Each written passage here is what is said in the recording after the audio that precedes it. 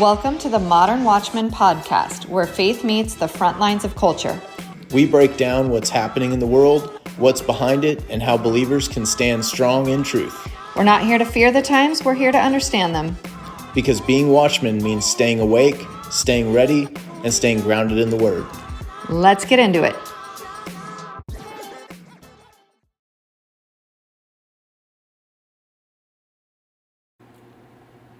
Welcome to Wow. the Modern Watchman. Why is that so hard for you? No, I just like to give you like a To pause talk for for editing. a normal person I wanted to give you like an editor's pause. in between each word. Welcome to. Yeah, I do it a little differently than you do. Welcome to the Modern Watchman. podcast. That's good. Good job. Today, we want to clear up a few things because we have noticed that, for one, the left tends to kidnap language, let's say, change its meaning, and reinsert it back into the world as if that's always how it's been. And also, they like to accuse the right of doing the things they do. I feel like that is a thing. What is that called when people do that? It's kind of Deflecting. gaslighting, or in a way. Or, Like it is when you call someone the exact thing you're doing. Well, that is the origin of that. I'm sure it's older than this, but that I was taught was I'm very curious. The rules for a Radical by Saul Alinsky teaches that, and like literally like Bill Clinton, Hillary Clinton, a bunch of these folks, I can't remember. Love that book. No, they were actually like It's called a projection. mentored by Saul Alinsky. It's called a projection. Sure. When you accuse someone of something you are doing, it's called a projection. Yeah, that makes sense. They're Totally. projecting. Yeah, that's actually pretty obvious now that I think about it. So there's a lot of projection, and there's a lot of hijacking of language. Yes, which is also, I believe, in the rules for radicals. But the rules for radicals is accuse your enemy, your opponent, of whatever you're doing. So Or going to do. Right, exactly. Particularly in the like malicious malevolence realm. Like if you're about to commit a crime, accuse them of that thing while you're doing it. It's kind of like you're watching this hand while, my other hand's behind my back doing. Kind of like the irony we're seeing unfold with like, what is the gal, Letitia, what's her name, in New York, that's now being Right. accused of I mean, honestly, the real estate fraud. the political landscape is just The like irony. filled with this stuff, particularly on the left. But I do want to kind of back up because I would like for us to see this in a broader picture. So, yes, we are conservative people, constitutionalists, Christians, but we actually, when these words are hijacked, redefined, or projected, it really affects both sides of the aisle. And I think that there's a grander, bigger, like, wizard behind the curtain than just the left or the right. Okay. That it's really about manipulating the masses in these situations. Absolutely. Well, it is like gaslighting. Like we were, in the midst of the COVID jab rollout, they changed the definition of vaccine, like right in the midst of it. Literally, the definition in the dictionary to include, which is like such a gaslight. Well, and today we were going to kind of talk about specifically fascism and how... I would also like to broaden that to Nazism, because these are the two things. Oh, yeah, that's a kind good of point. Because swinging into, or tying back to, I should say, the No Kings protests. Those are the themes that are being thrown around, like Charlie Kirk's being called a fascist or a Nazi. It's not just Trump the is theme a of fascist or a Nazi. It's not just the theme of the No Kings. It's Yes, like that's it's been what the brought theme it. of the left accusing the right, Yeah. the left accusing Trump being a fascist, we're Yeah. fascist, Nazi, you're a Nazi, and they're literally all this like punch a Nazi, kill a Nazi, you know, like all this. Well, yeah, you know, it's that way on purpose because the goal is to, like we've talked about before, unhuman someone, make them othered, make them, I mean, calling someone a Nazi then immediately justifies any violence done against that person, which is why everyone's, Well, everyone. it's the juxtaposition, it's the pairing of, like, if you want to manipulate masses towards violence, you have to have the noun that you're accusing them of being a Nazi, a fascist. That's a noun, right? Fascist? Yeah. Uh-huh. I mean, it could also be described as, like, you can use it as a descriptive word too. Sure. But in this case, if you're accusing fascism, let's say. right, you have to the thing you're accusing them of being has to be worse than the act you're calling them to do. Does that make sense? So it's like, if a Nazi is worse than the violence of punching someone, then punching a Nazi is okay. Does that make sense? It's like you can't say that person's. I disagree with that person, so punch them. Right? It can't be as simple as that, because really that's all it is. It's like, no, we just disagree on these things. No, you have to come up with something that is worse than the action, the violence that you're calling. Right. And again, we know that, like, someone, I mean, I can coexist. Like, you can be, it's funny because you can be a communist and I don't punch you and I don't call for people to punch you, but it's prevalent on one side. But that language has to, like, there's an equation to it. You know what I mean? That the accusation has to be worse than the violence called for. It's also another one that's been just so, when you take a word and you use it like a baton, it absolutely devalues the word. As, like racist, as an example, is something that's like the most watered down word that's ever existed now, because everyone and everything is racist according to the left. And it's like, well, now nothing is, because everything is. You can't broaden something so wide to encompass every single potential thought or action of a people group and then have it still be meaningful. You know what I mean? So I think it's dangerous to do that, because then we literally, I mean, it's, you know what I'm saying? I don't even know. Well, what about, like, something that's occurring to me right like now? Like, Nazis are legitimately bad. And if everyone is a Nazi, well, then a Nazi doesn't have the same weight as a word anymore. Do you know what I mean? It's like, we can't devalue or water down these words, because they do actually have meaning, and they should. They need to carry weight. What were you going to say? The whole, like, words are violent, so, like, misgendering someone became an act of violence. I don't know how familiar everyone is with that sort of hate speech. But the whole idea of hate speech, but even it's like beyond hate speech, it started to become defined as an act of violence, to misgender someone. And it's like, the irony of speech being considered violence, and from the very people who are calling for actual literal violence. Again, language is important.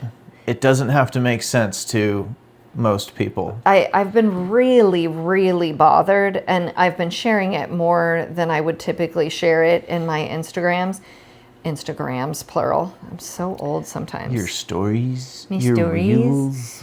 Is the left's response to Charlie at large. I also hate to use words like generally, like the left. I understand that there's plenty of people that disagree with me, that don't think this, but frankly, I don't know who they are. I haven't heard from them. Actually, I will say there is one man that I went to college with who has privately messaged me immediately after Charlie died and said, I obviously disagreed with him, but this is wrong, and I really appreciated that. And he's the only one that has done that. The only one publicly or privately that I have seen disavowing. I mean, we even have the guy running for AG in, oh my gosh, that just was texting. Do you know what I'm talking about? He was texting someone by mistake calling for the killing of his political opponent and their children. And then he realized who he was talking to. It wasn't who he thought he was. Do you know what I'm talking about? No, I missed that one. Oh my gosh. To me, it's like so egregious. I need to look it up. Must look it up, but he was calling for not just the death of his political opponent. He is currently running for AG. Oh my gosh. What state? Maybe Ohio or Michigan. Anyway. And figures. He is caught, like the person that he's texting is like, I'm not who you think. And he doesn't back down at all. He says, no, we have got to be more aggressive. And he's calling for the killing of their children as well. And he said, it's only when they feel personal pain that they move on policy. Like, completely doubles down, does not in any way back off his statement. All of these texts have been submitted to the press. They're, making their rounds, and not one Democrat is willing to disavow this person or call for him to step down because it's that inappropriate. Not one. I mean, the level of hatred is not even the right word. Evil. That's what I want to say. It's like evil to mock anyone's death. And as much as it's easy for me to say, except for you can go check the receipts and see if I ever called for Biden to be assassinated or, have cheered on anyone's assassination. I'm pretty sure you can, look back in my history and see if I did or didn't do that on my social media. But the amount of people... Don't look at mine. That are doing that. Joking. Yeah. But for real, you would definitely be worse than me. No, I definitely didn't call on his or death or anything, but it was more like the way I felt about like my really old dog. I was just like, oh man. What? You felt about Ruger the way you felt about Joe Biden? Well, just like, I feel like we're keeping him around too long. Oh, I have deep love someone's for Ruger. Doing this for us, for themselves, not for I did feel a lot dog. of pity for Biden. That's kind of what sure. I mean. Yeah, like, but you're just too old. I didn't feel love for Biden like I did for Ruger. Well, obviously that's not the part that I was equating, but yeah. Well, we also found it interesting, even just to type in the definition of fascism. We wanted to give it some context and some history around specifically the word fascism, and even Nazism. Like, we want to give the historical context for what these words actually mean in reality. And then I found this, I had this really excellent list of things that we've endured over the last 5 years. And you can tell me who is, more like a Nazi or a fascist. But I'll leave that up to the viewers. Okay, so if you just type in, what is fascism? Fascism is a far-right political ideology characterized by extreme nationalism, a dictatorial leader, and a centralized autocratic government. It emphasizes the subordination of the individual to the state, forcible suppression of opposition, and the belief in a natural social hierarchy. Fascism often glorifies militarism, claims to represent the will of the masses, and uses us versus them rhetoric to create a sense of national unity and purpose against perceived enemies. So, based on this definition alone, I will say that yes, the right tends to be much more nationalistic. That's for sure. Like, this term Christian nationalist, I think we should pause and not jump to immediately deny it. Like, I remember right after January 6th, I was doing a podcast interview with someone, and he said, what do you think about people who are calling you a Christian nationalist? That was the first time I kind of heard that word being circulated, was right after January 6th. And my initial reaction was like, well, I can't say that I'm like that because I have not thought of it that way. But I am Christian, and I do think that our nation should be prioritized by its leaders. So like, I'm not immediately needing to reject being called that. And even since then, in the 5 or 6 years since then, 5 years, 4 years, I still have not found anything quite derogatory enough pinned to that title that makes me want to reject it. Like, I'm like, actually, I think that is an okay thing. Like, our country, you could argue, was founded on Christian nationalism, like the desire to be a nation separate from the British Empire, with freedom of religion kind of at its core. So back it out and look at it from the like inverse angle of, as Christians, if I'm a Christian nationalist, if people look at me and go, what you are is a Christian nationalist, and that means something to them, but you go, okay, well, who are we? And I mean, like, who do you and I think we are?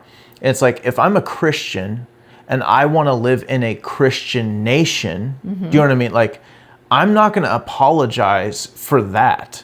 And I know that that's not exactly what they mean by Christian nationalists, but that if our desire is to make America more of a Christian nation, and I believe it, that is our desire. You know, like that's, yep. I know a lot of people I'm in for it, who are in for that. And that I'm not attaching any actions to that. I'm not attaching any political affiliations or party affiliations with that. I'm just saying, raise your hand if you think America would be better if it was more Christian and not less Christian. The irony is, people like Elon Musk, who are not professing Christians, say that it is absolutely a fact that it is not only better but necessary for America to stay a Christian nation because of the moralistic nature of a government that is Christian. I mean, going back again, historically, you had to make a profession of faith to take office in this country. Like, this is actually, again, moving towards the original intent of our Constitution and founding to be a Christian nationalist. I mean, we kind of have gotten off on a little bit. No, I want to finish this thought because tangent. On the, if we want America to be more of a Christian nation, like if we believe it would be better the more Christian it was, then the left labels us, or a group labels us Christian nationalists and wants to define that as something. Like, the reason why we get labeled like that is because of the threat that we are perceived to be.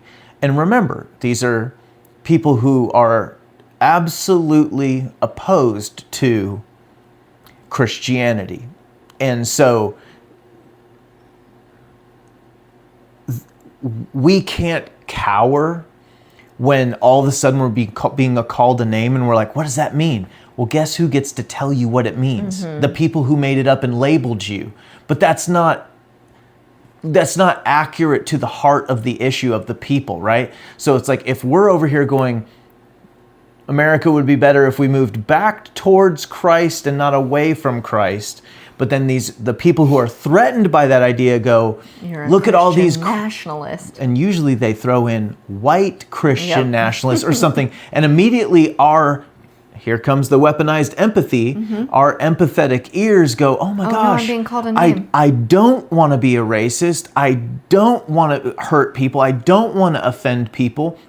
I'm not that. And we inherently go, no, I'm not that. And when you find out what a white Christian nationalist is, according to these people, out it's you. You're like, no, I'm not a racist. I'm not fill in the blank of the 7 things they'll label you Nazi, that go, a Nazi, a fascist, all the things. Yeah. And we need to just pause and stand boldly and go, actually, hold on a minute. You know what I mean? You can call me whatever you want to call me, but this is what I am and this is what I stand for. And it does take reminding people, you know, if I'm a Christian nationalist, what I mean by that is I believe that we are better moving towards Christ as a nation, not away from. And then let it be. Let it be. Let the ears that hear that hear it. Okay, let's come back to the point. I did want to say it is Jay Jones running for Virginia Attorney General. I knew it was somewhere north-ish from here. And he sent the texts in 2022, but they have since, he was discussing the shooting death of his political opponent and their children. He accidentally texted it to a Republican state delegate, and now they've reemerged, and it's actually affecting the race. I mean, it was a done deal, essentially, and now it's much closer of a race, and also with the governor, than it was going to be. I mean, especially because he's running for attorney general. Like, it's like the top cop of the state. It's like you really cannot call for and then attempt to justify killing of your political opponents with that person's on the premise that that's the only way they're going to move on policy. That person's not fit to be an attorney general of anything, or a dog if catcher they're of literally anything. I mean, they're calling for murder. This person's supposed to be adjudicating the law. That's how egregious it is, and not one Democrat has come forth as of yesterday to tell this person that they're disqualified and that they're not going to, like, they should step down. Not one. I mean, it's because they think it, because this is what they agree with it. And our pastor recently said, what you permit, you promote.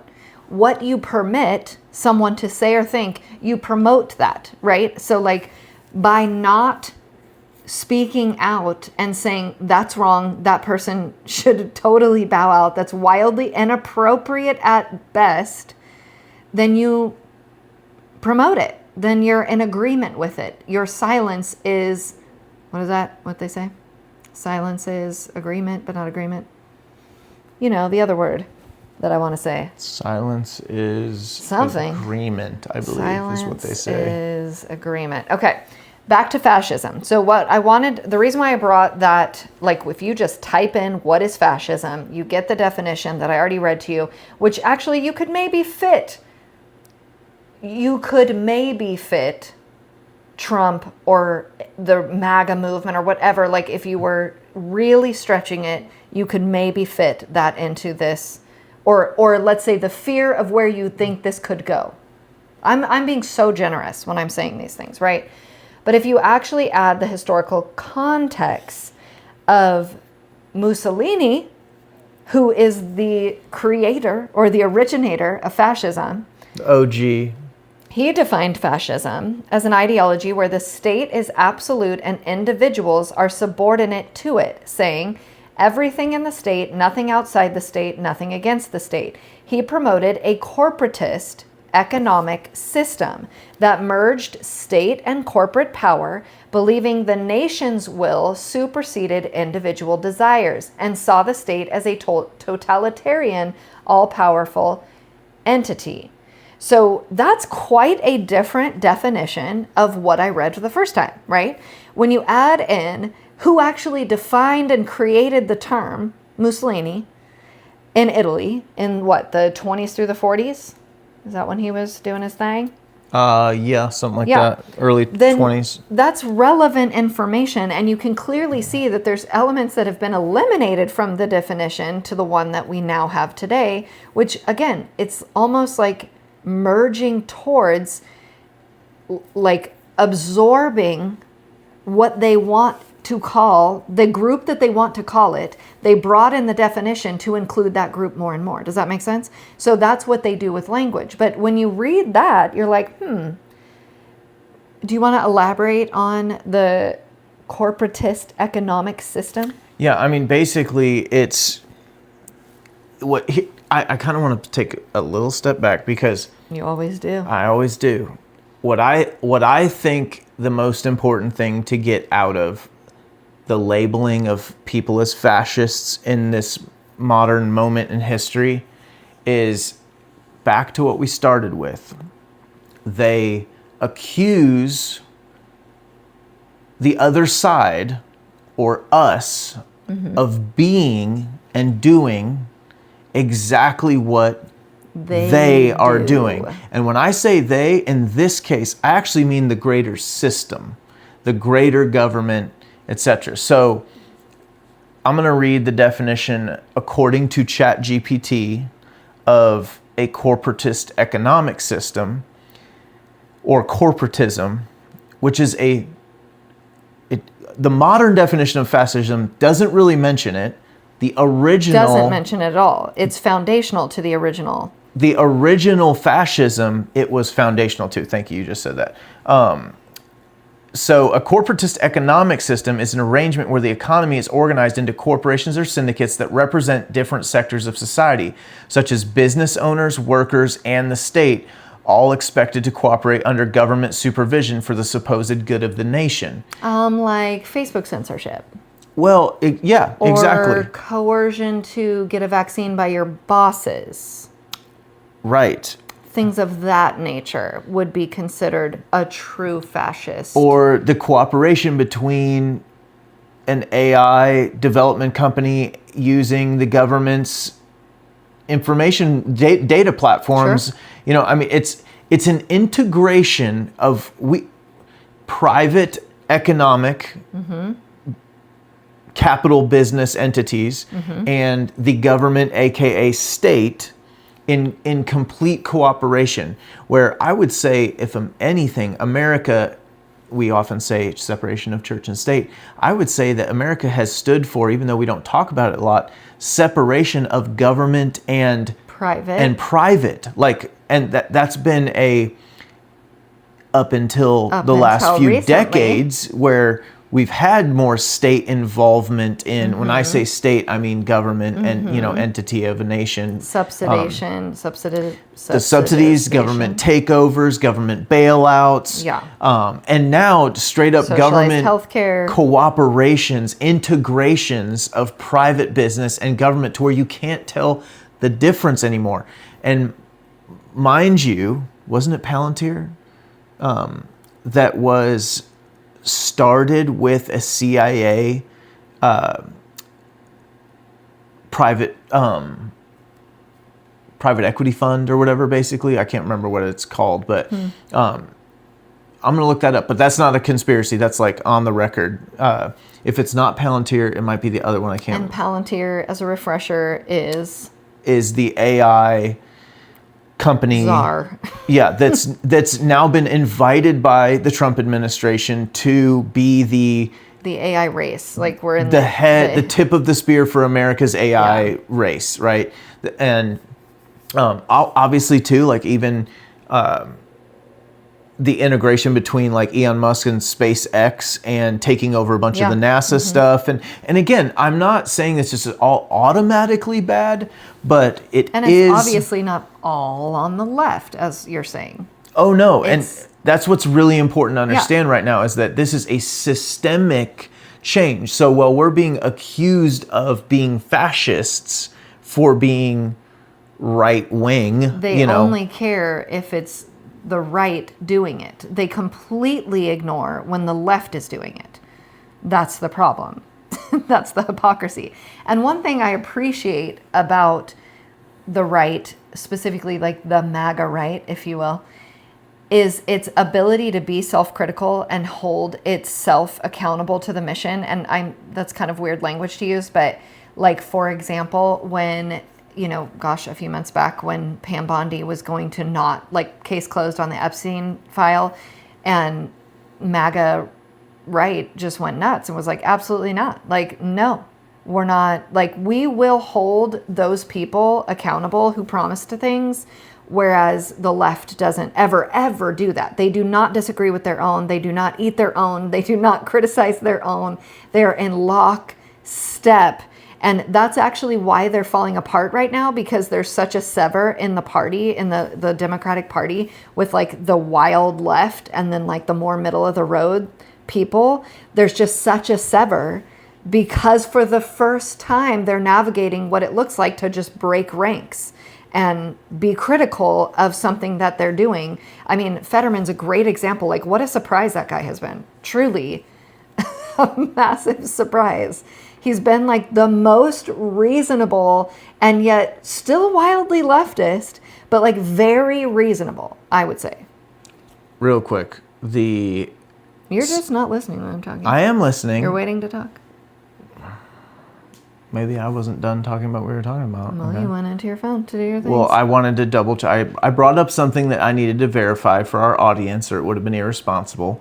But the CIA's startup fund is called In-Q-Tel, and Palantir did come out of it. They started with like $100-something million investment, and now they're doing billions in revenue. But that is an example of the Merging. disappearing of the lines between private and the state in ways that are massively important and influential. So, like, basically, we're living in a form of fascism. Which, again, if you call everyone you disagree with a fascist, the actual word that we need to use collectively to name what is happening in our government exactly. is no longer a usable word. You know what I mean? And this is what I've said for years. We're going to end up in a civil war when what we need is a revolution. That's exactly what they want. I say they, meaning the deep state in this case, the permanent bureaucracy, the people that have been in power, like Nancy Pelosi for 40 something years, Biden for 40 something years in the Senate before he was president, doesn't even know where he's at, doesn't remember if he's a senator or the vice Chuck president Schumer. or the president.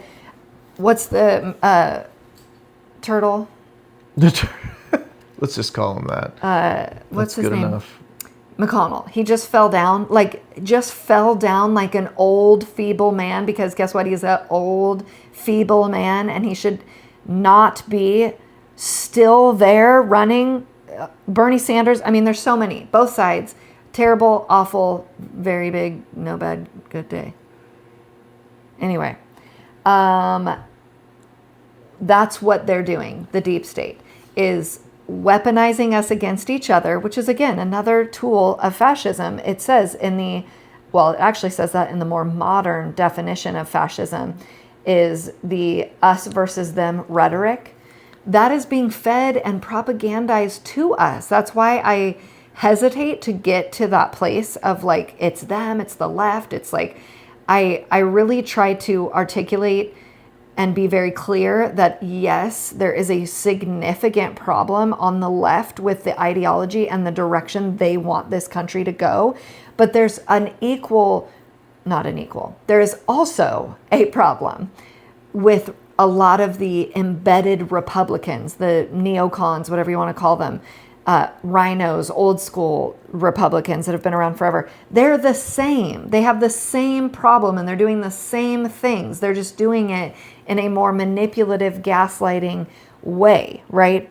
So we need to use the word fascism collectively, both the right and the left, and it needs to be against the deep state that is manipulating the whole game. And also just too that use Antifa, for example. Antifa is obviously a problem. They're a problematic organization. They're burning our cities, shutting down our freeways, whatever.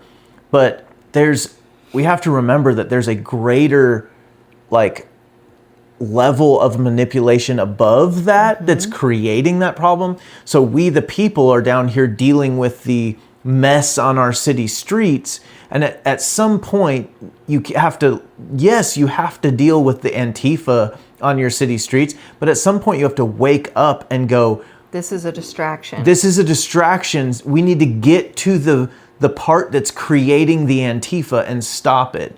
And interestingly enough, in Benito Mussolini's revolution, takeover, growth of fascism, he had what was called the black shirts. Well, he had black shirts? He had black shirts instead of brown shirts? Instead of brown shirts. Brilliant. And now we have black hoods. Well, and what's interesting is the people who call us fascists but behave like fascists wear black shirts. It's history Doesn't wild. often repeat itself, but it does rhyme. Oh, nice. You ever heard that one? I have, now that you say that. It seemed appropriate, so I used it that's there. well played there. Okay, so the other thing is Nazism. What is Nazism? Let's remember and put words to it, language to it. Nazism is a far-right fascist ideology, so it's essentially connected. However, this was in Germany, obviously, that advocated for a totalitarian dictatorship under the Nazi Party led by Adolf Hitler. It was based on a pseudo-scientific belief in the racial superiority of an Aryan master race, leading to intense anti-Semitism, anti-communism, and the persecution and genocide of Jews, Romanian people, Slavs, homosexuals, disabled people, and others.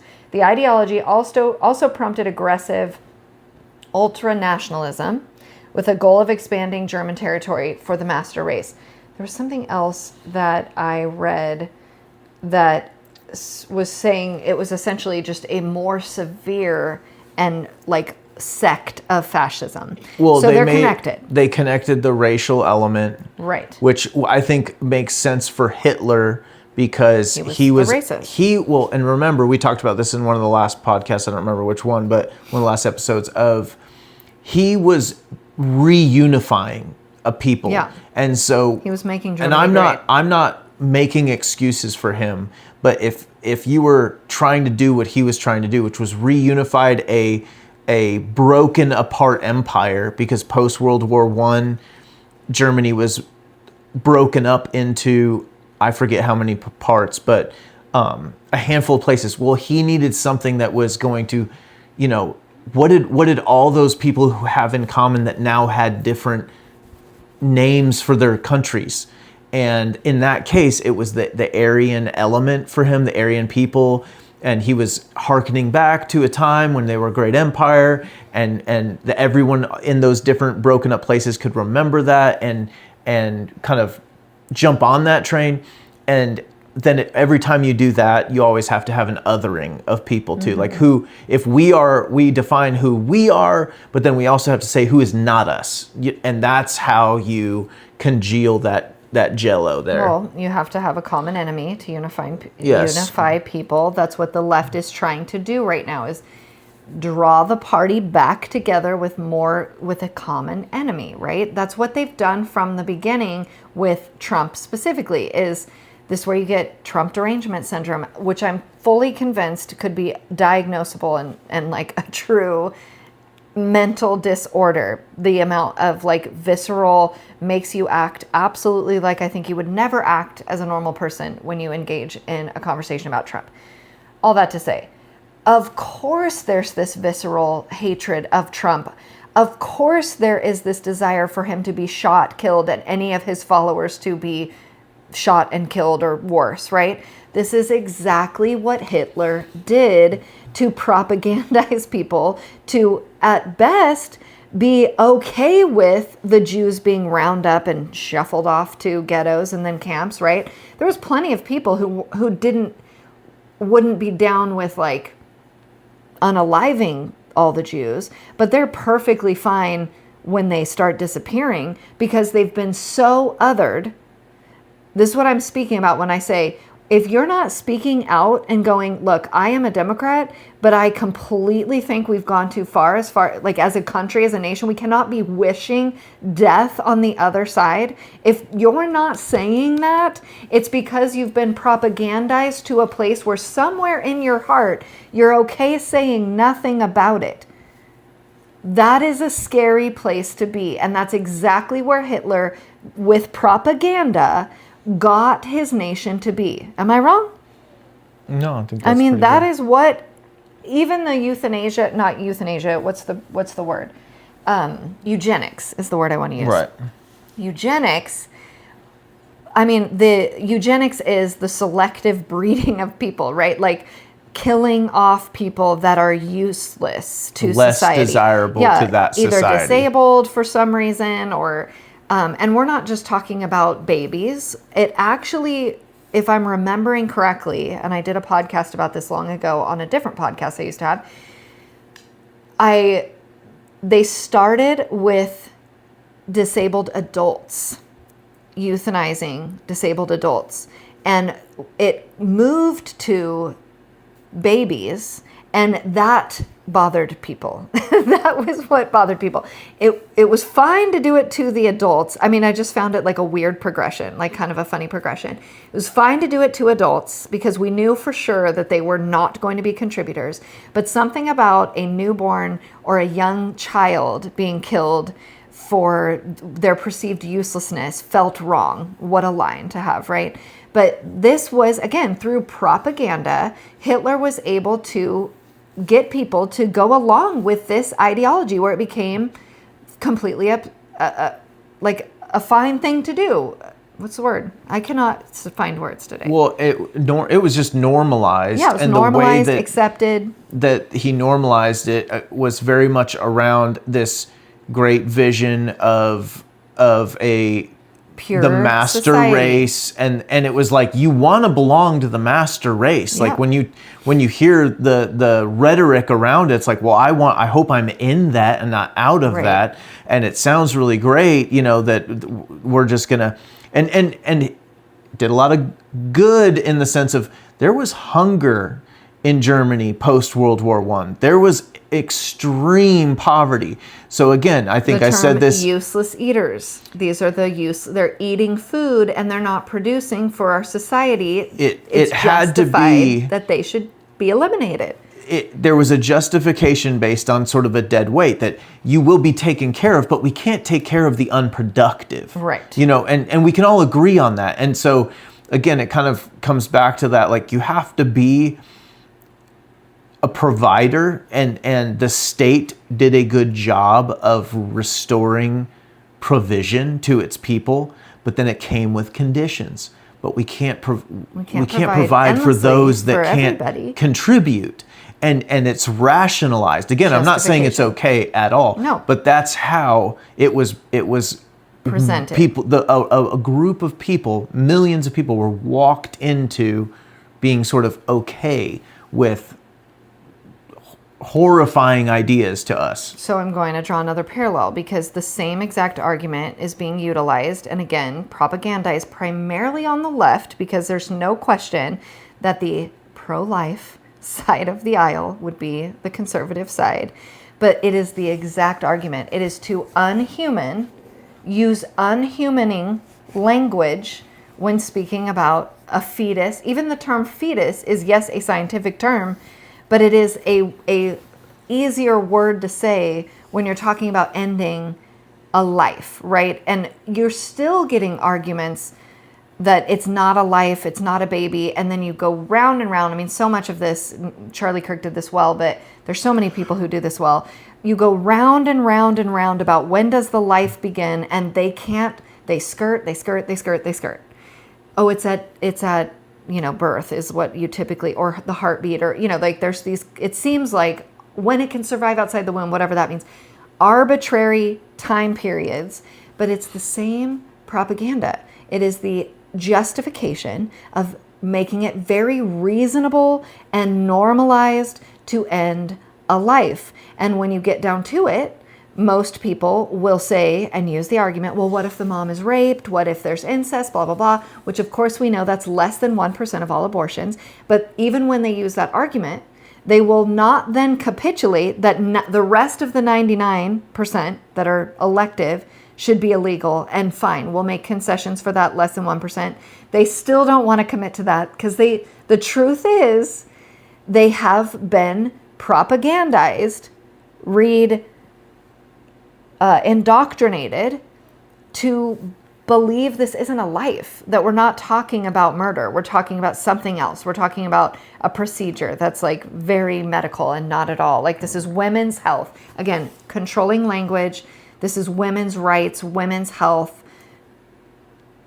Call it whatever you want, but like let's actually talk about what it is. So I think it is important. We really just wanted to get some of this language back to the original definitions of like, there's nobody, especially calling Charlie Kirk a Nazi, which I've heard lots of, is like particularly hilarious because he might be the most pro-Israel public voice like that was hanging in there, you know what I mean? So to call him anti-Semitic is like really hilarious, and obviously that's probably the flagship of Hitler, second or next to racism in general, being a racist, which again, I'm like, this is hilarious that this is the word of all words that they want to call him, but then it's repeated and it's repeated and it's repeated and it's repeated. And I'm sure you've seen the campus videos where someone is like, what is a fascist? Why do you think he's a fascist?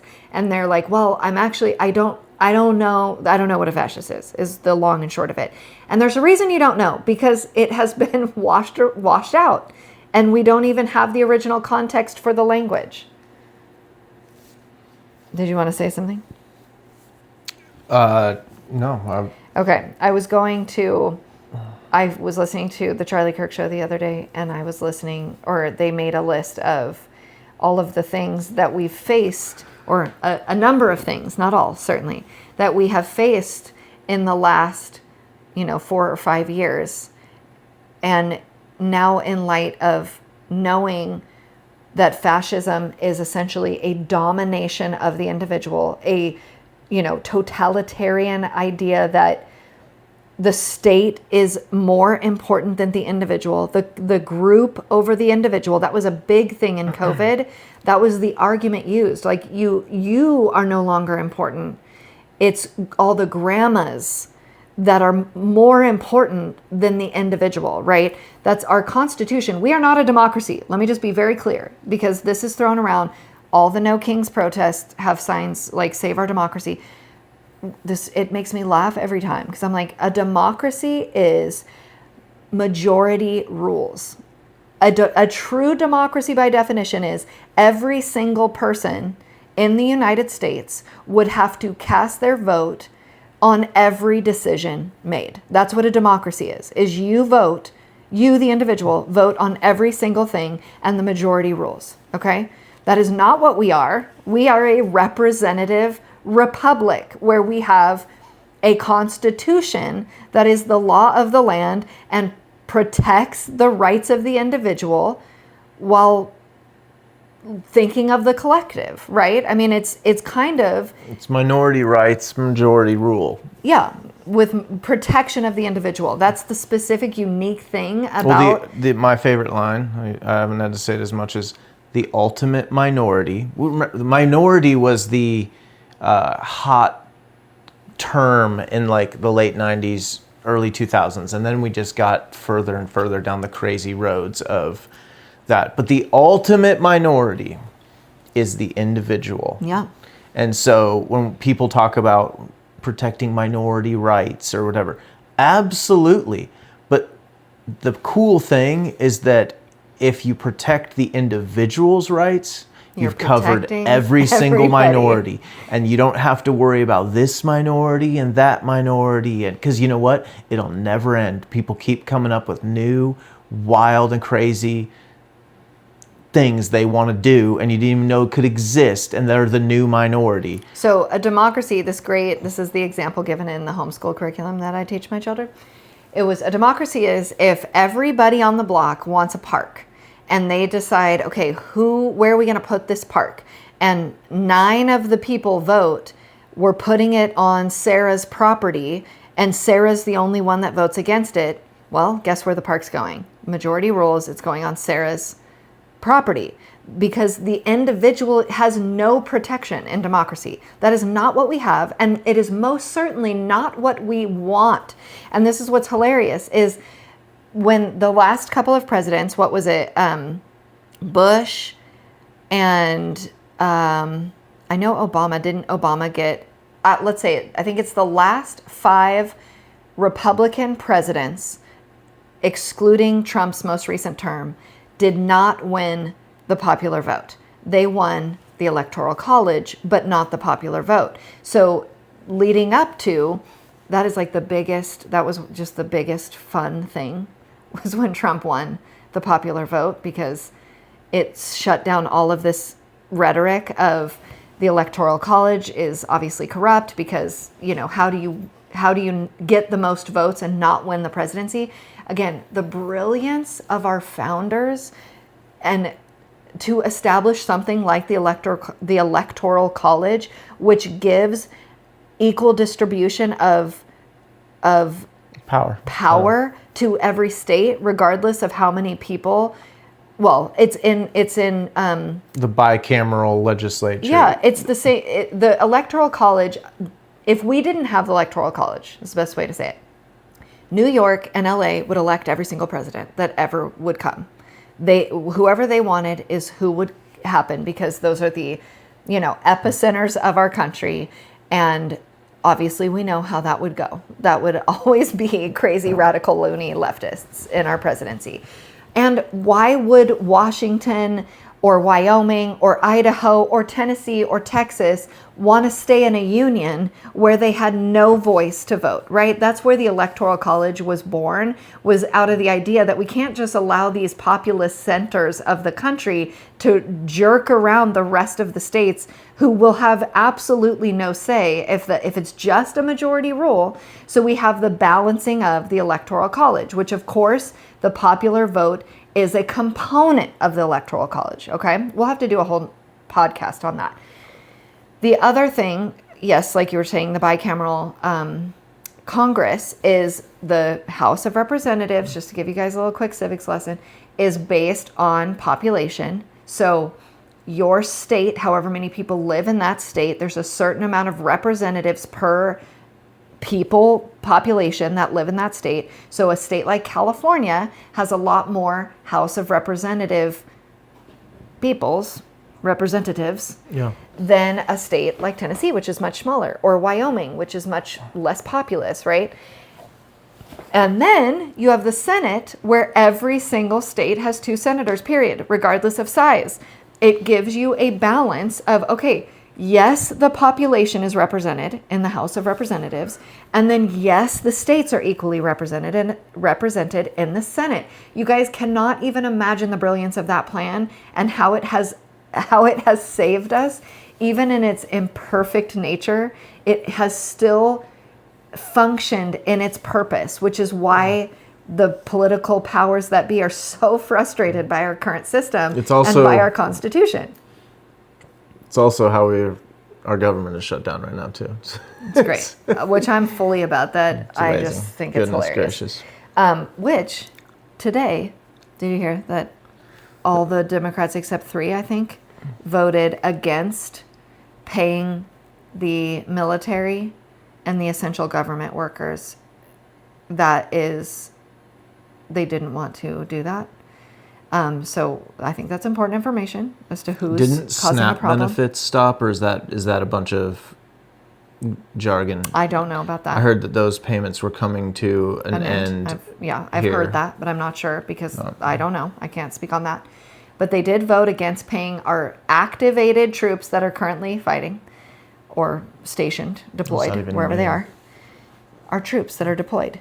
They're not getting paid. Deployed troops are getting paid? They're not. No, I know, but I'm saying they voted to only pay the deployed ones? No, they voted to pay none of them. None. Okay. The bill was, even though we're in a shutdown, we're still going to pay our military and our essential government workers. And the Democrats voted no on that. All the Republicans except 1 voted yes on that, to pay them. Just food for thought. What I find interesting is the reason they said they are voting no is because who is the government to decide who's an essential worker? You cannot make it up. That is what they said. You had no problem deciding who was an essential worker like 27 minutes ago. And on that note, here is the list. Let's go with the list of the crazy things that have happened. Obviously, forced vaccinations. The irony of my body, my choice, and then how that just completely didn't work anymore. When we have the state, literally Biden, saying this is a mandate by the government. And there was a lot of employers, again, fascism, that worked right with, what did we have that OSHA came out and manipulated people through that and forced mandates. Look, I'll be the liberal middle-aged white woman. Look, nobody was forced. Yeah, nobody was forced. They could have just quit on their own. Nobody was forced. Schools capitulated to lock kids out for years. We ignored immigration, allowing 10 million people to come in over the course of a couple of years. Tried 20. Well, at least 10 million documented. They sued to remove Trump from the ballot, which, if that's not a totalitarian approach, that's exactly what happens in these Feels sorts. fascisty to me. It for sure does. That's me. They attempted to imprison him. They broke all precedent with indicting him. 2 impeachments. They tried to bankrupt him for paying back his loan, where the bank that was supposedly the victim was a witness for Trump, keep in mind. They tried to disbar any lawyer that attempted to represent Trump or anyone on the political right in regards to the 2020 election, and especially when you consider that there was precedent for multiple electors, which that was another one that... Feels fascisty again. I'm getting a lot of fascisty vibes here. There personally. there was precedent. Oh, that's what I was going to say. They indicted private citizens who acted as Trump's electors in 2020, despite a Democratic precedent. What that means is in 1960 with Kennedy, Hawaii actually sent dueling electors. They sent electors for, what was it, Nixon and Kennedy? Is that who was running in that election? No. Who was it? Goldberg, Goldfinger, I don't know. Well, you gotta, Kennedy and whoever. And they sent... it was Kennedy and someone else, not Nixon? I thought it was Kennedy against Nixon. Am I not Was it? thinking Kennedy or Nixon? I know it was Kennedy. Nixon came after I know Johnson. he did. But I thought he was running in that election. Either way, they might sent be right. electors for both of those candidates because there was an issue with their election in that state. And actually, who was it? Yeah, 1960. Strong work, honey. I'm so impressed That with might me. be the most impressive odd factoid That is really I've ever funny. heard from you. Well, it's fresh of mind after the 2020 elections. The race was actually called for Nixon, and because of the dual electors, they later discovered, later in time, that Kennedy had actually won Hawaii, and it ended up making him the winner of the presidential election. So this is precedent that sending in dual electors from any given state is actually a thing that has happened in the past, and it actually worked in the past for the Democrats. But regardless of that, these private citizens were indicted because they were fraudulently representing an election. Okay, Allegedly. right. They spied on senators and Congress and church. The deep left state. Arctic frost, which we've talked about. We need to do a little bit more we didn't expansion go on into that. great detail on it. That's We another do one. need to. Yep. It's another one. You were considered a domestic extremist if you were a parent at a school board meeting, right? You were literally labeled as a domestic extremist. I kind of consider that a compliment, so that one doesn't even really bother me. But what's the next one? They rewrote Title IX to force men into women's sports and then completely tried to erase the fact that there was differences. But Title IX existed solely for protection of women. That's interesting. And then they called all those women Nazis And racist. that tried to stand up for fascist. themselves. They like censored citizens on social media, which is literally fascism. I They recruited remember way back. I'm gonna tangent only one here. side. They did not censor the left. I remember in early Obama years, which was kind of early Facebook years, if you think about it. Absolutely. I mean, like MySpace might have still been around. It was definitely around. Like barely, like Tom wasn't doing well. He had graduated college probably, Tom. but he was there. But I remember it was on Reddit forums where people were basically shadow banning had not been fully acknowledged or discovered. And it was being talked about, again, in like a quasi-conspiracy way. Like, I think this is how they're building the algorithms to shut out ideas that they don't want. And people like, you are so paranoid and ridiculous. And other people would make all these really articulate cases. And I started to like go, again, I felt a little paranoid, but I was like, interesting. I've noticed that in my own. I wonder if it's real.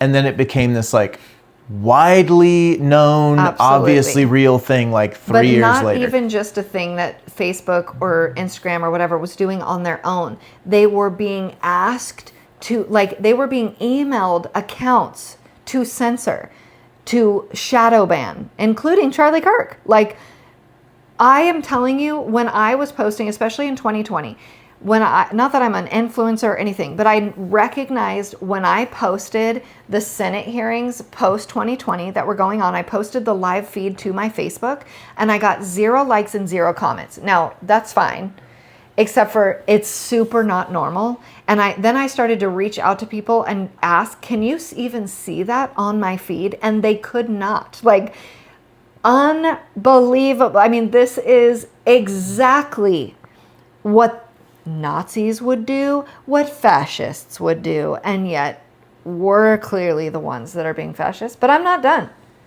They recruited 50 former Intel agents to lie about Hunter Biden's laptop, knowingly lie, All came out. Absolutely all came out, and it did affect the 2020 election. So even if everything else was on the up and up on 2020, the polls say that if people had known about the Hunter Biden laptop before the election, it would have changed the results of the election. They could Not cheating would have changed the election too, but that's a different point. Yeah, it did. Go ahead. Are you laughing at me? Well, you're coming off as a domestic extremist. I am. That's for sure. They cooed a sitting president, which is to say they kicked Joe Biden out via like, that was the second coup because they cooed Trump out of an election. They cooed Trump out. And then they cooed their own guy out. They cooed their own guy out, which coup is... d'etat. See what I did that? Yeah, that was great. Instead of coup d'etat. Trois. Coup d'etat. As in two. Can it? Can it? That one's for you, Timus. They crowned Kamala the candidate without a single vote. That's pretty democracy. We got to protect democracy here and get no votes and put her in. For sure. They weaponized the DOJ against citizens who trespassed and protest on January 6th. That's going to be a super fun podcast coming up. They issued over 100 national... Let's just hang on that one. Weaponized DOJ against citizens who trespassed and protested J6. That could be elaborated so much because then they held people without bail. Held people without a speedy trial. Without even... In some cases, they didn't charge them for over years. a year plus, 18 months. Unbelievable. It was... if that doesn't qualify for fascism... Then there's no fascism. And then there is no fascism, yeah.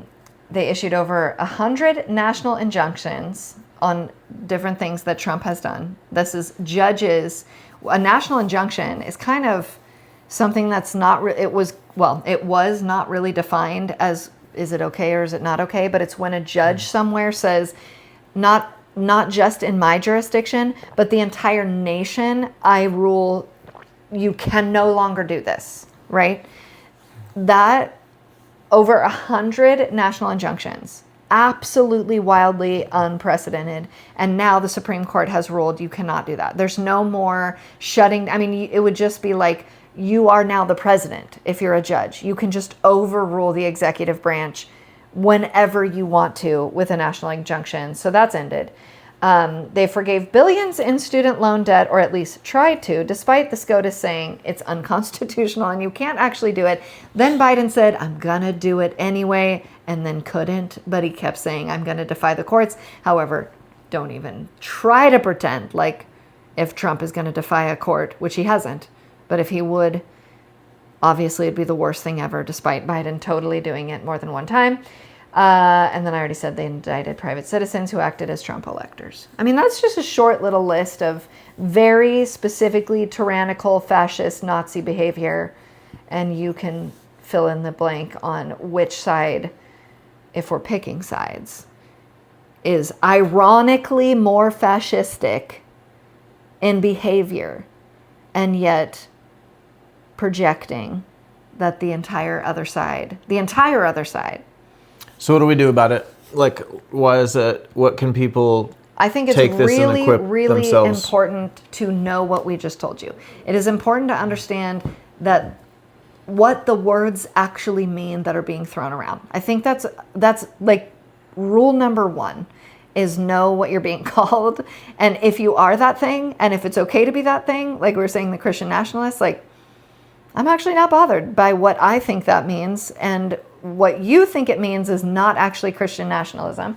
I agree. I think it's important to like be able to articulate this to people, because I think so many of us sometimes it takes the power away from being called a name. And we just, when we can't articulate it to others, because we all have opportunities to kind of like exchange ideas with people in conversations, and when we can share these ideas that are important, like it's an information war in so many ways. War. And the war is being waged on us all the time, and so when we can be equipped and armed to see through it and explain it to others, that's a big deal right there. It's why they say the left can't meme. I don't know if you know, but they say that. It's like... The left can't meme is what you're saying. I don't know if that was enunciated. Yes, which is to say, like, there's no sense of humor left on the left. Like, comedy is not allowed anymore because comedy in its nature is racist. To poke fun at or to... and it's only funny if you're saying something that's very close to true or relatable to a lot of people. And so if you understand the game, then the game is, you can play it, I guess is the best way to say it. Or you can decide, I'm not going to play it. If you don't know the rules and you don't know the game, you are subject to being shoved around and made to do whatever they want you to do, made to feel however they want you to feel. And I mean the deep state, okay? Because again, all of this is a distraction. The us versus them is actually a part of the fascism that is happening at the deep state, which is still very much embedded in our government, right? I mean, Trump's going to be around for however long he's going to be around, and whoever comes next, it's going to be the same problem that we have to deal with. And if we continue to point fingers only at the other side, and don't get me wrong, we're pointing a couple of fingers at the other side, okay? But again, it's only because I want this to be clear to the left also, that you are being used, man. You are being used, and you're missing the thing that we actually need to be mad about, which is the actual fascists. And it's not each other, okay? It is the bigger, powers broader. That be. It is the powers that be. So we really need to actually unify. I don't know how that's going to happen. I don't know how that's going to work. But I do think if you can think of being called a name more lightly, then it loses its power. If you're not, I mean, gosh, after January 6th, so many people called me a racist, which was like, I laughed every time because I was like, this is so wild to me. Like, what does this actually have to do with when race? you say how I think we're going to unify, I know we want to wrap this up, but like, I think that the leadership who can hold two conflicting ideas in their mind, that can understand, that can articulate these things. I'm not saying they're mostly going to come from the right. They're going to come from free thinkers. They're going to come from thinkers who challenge themselves. But we are going to lead right through the left. And the left, come crisis, will fall apart and look for a new... We're seeing that. It's happening already. But we'll look for a new leader. And it's, again, you said it well. It's already happening right now. And we'll fall in behind the thinkers and the new thinkers, the free thinkers. And so the ones that are articulate and able to communicate an idea without calling names.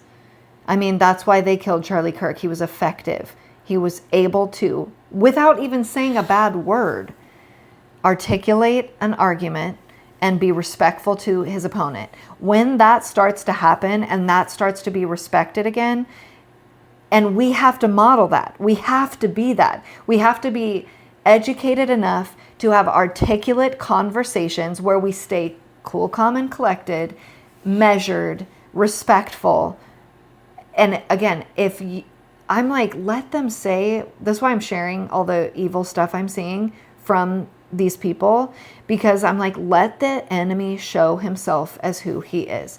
Let the evil be seen. Bring it into the light.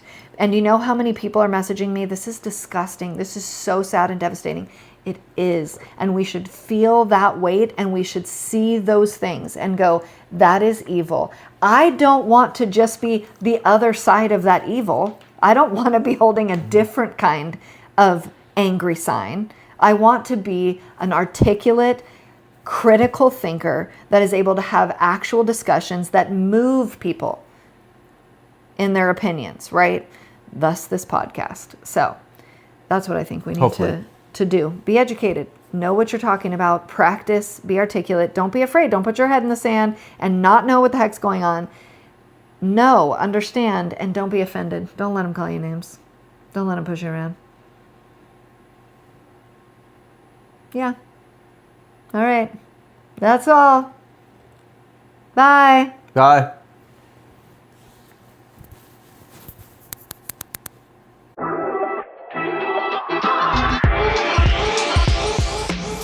Thanks for joining us on the Modern Watchman podcast. Remember, truth isn't just something we believe, it's something we live out every day. Stay alert, stay discerning, and don't lose sight of the hope we have in Christ. Until next time, Be watchmen.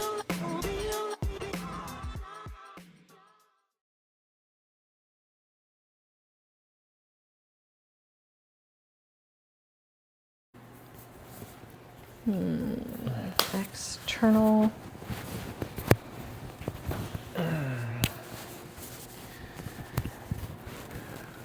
Wendy stepped in chicken poop on the way in It's here. not chicken poop. What? Duck poop? No. Peacock poop? Oh my gosh. You're about to, don't Tyler Jack me. I don't know. Like puppy? On the step? Cat poop on the step? It's cat poop. No one poops No, on a I step. think it's already stepped on the step. Like somebody, you know what? I might have stepped on it on the rocks and then stepped it on the step. And then it smells like cat poop. It's bad. Oh, it is bad. I have to take it off. This whole room smells like... I don't smell anything, but...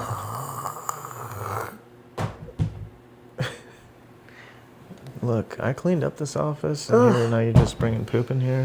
That's really the worst. Mostly I smell the burnt combustible material on our heater.